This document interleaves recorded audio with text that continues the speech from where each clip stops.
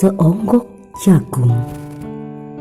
Seonggok jagung di kamar tak akan menolong seorang pemuda yang pandangan hidupnya berasal dari buku dan tidak dari kehidupan, yang tidak terlatih dalam metode dan hanya penuh hafalan kesimpulan, yang hanya terlatih sebagai pemakai, tetapi kurang latihan bebas berkarya. Pendidikan telah memisahkannya dari kehidupan. Aku bertanya, apakah gunanya pendidikan bila hanya akan membuat seseorang menjadi asing di tengah kenyataan persoalannya? Apakah gunanya pendidikan bila hanya mendorong seseorang menjadi layang-layang di ibu kota, kikuk pulang ke daerahnya? Apakah gunanya seseorang belajar filsafat, sastra, teknologi, ilmu kedokteran, atau apa saja, bila pada akhirnya ketika pulang ke daerahnya lalu berkata, "Di sini aku merasa asing dan sepi." Puisi karya W.S. Rendra 1996. Nak, aku berupaya memberikan teladan kepadamu agar kelak kau juga berbuat seperti apa yang aku perbuat kepadamu. Kau harus dapat menjadi teladan bagi banyak orang, juga berani melayani dalam segala hal dengan sepenuh hati. Selalu sertakan hati dalam segala kata dan tindakanmu, dan kelak kau juga mendapat perutusan dalam ziarah hidupmu, perutusan dalam kata dan tindakan. Disitulah engkau akan menemukan Tuhan. Ingatlah selalu, nak, bahwa dalam segala hal kamu harus lakukan demi kemuliaan Tuhan.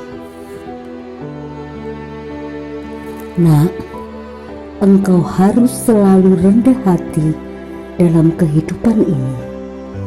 Saya berusaha memberikan teladan kepadamu lewat cara ini, rendah hati dalam melayani. Komunitas SD Canisius Mese selalu berupaya mewujudkan nilai hidup, jenggirat, nguripi urip dalam segala hal, memberikan pelayanan konkret secara personal dan sapaan kepada tiap-tiap pribadi murid. Pagi hari engkau selalu kujemput untuk bersekolah. Kadang engkau belum mandi serta sarapan, dan saya menunggumu dengan sabar. Siang hari engkau kuantarkan pulang usai sekolah. Kadang kita harus berboncengan naik kendaraan berempat.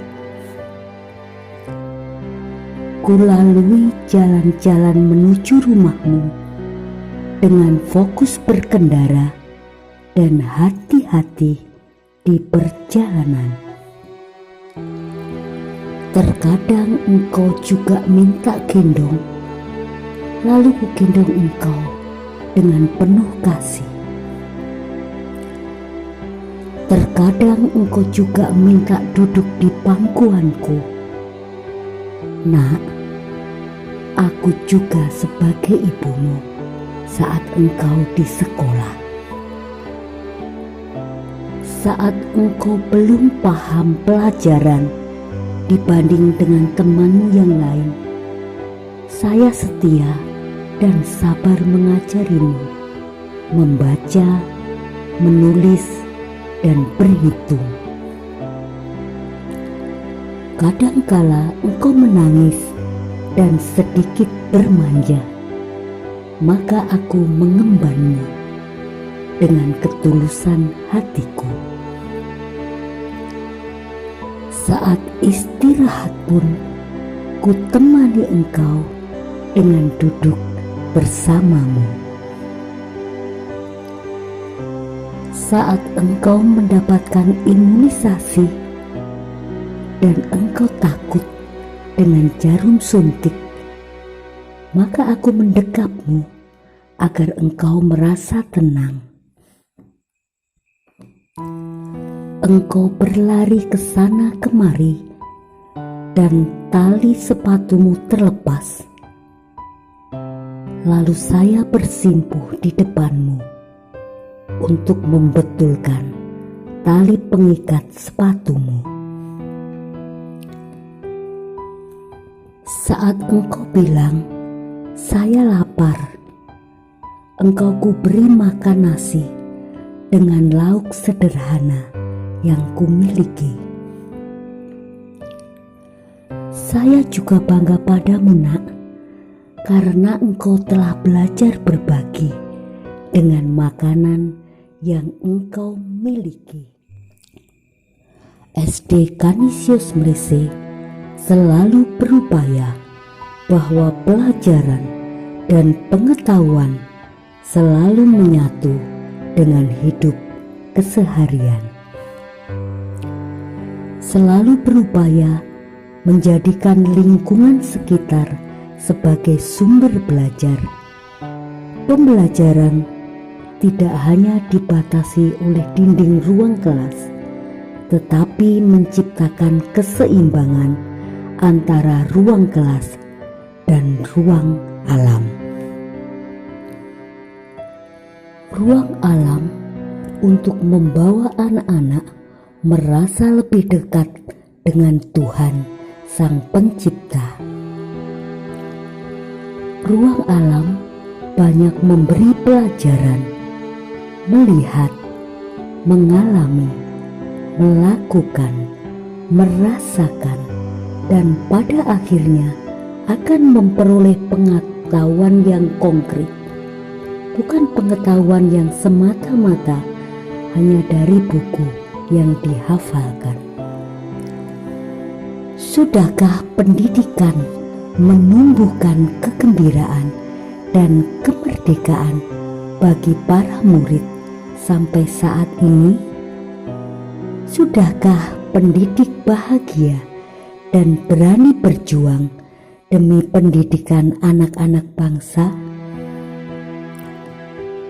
SD Canisius Mlise berupaya mendampingi semua murid secara personal, menuntun pembentukan karakter yang positif agar menjadi budaya dalam hidup keseharian mereka. Upaya menggunakan ruang alam sebagai sumber belajar yang kontekstual.